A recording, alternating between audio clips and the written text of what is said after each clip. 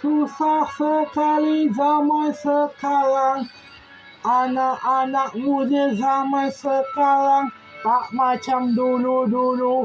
Pilih jalan pintas, bukan jalan jauh. Yang akhirnya jalan pintas lebih banyak orang dagang dari jalan jauh. Kata tak nak bersaing tak apa, tapi kenapa pilih jalan pintas pula dah? Jalan pintas memang selalu orang guna untuk berdagang. Memang begitulah ceritanya. Sebab itulah orang suruh kerja tu fikir dulu-dulu. Pilih jalan pintas macam-macam lah cerita.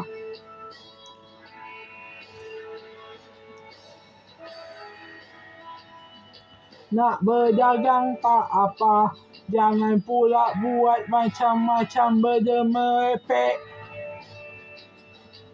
Inilah bergaul pula dengan hal gaib.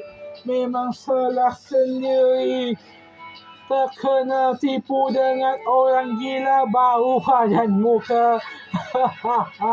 Itulah suka sangat tengok cerita yang tak jelas, tak ada pelajaran, apa taklah di kartun tak betul.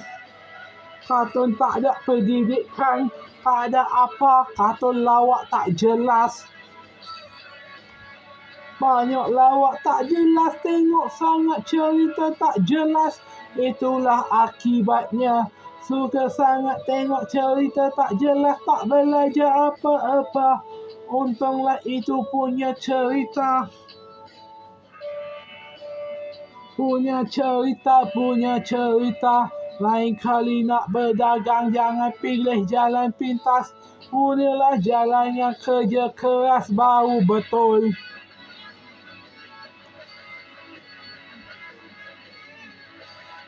Berdagang itu, dagang sini, dagang sana.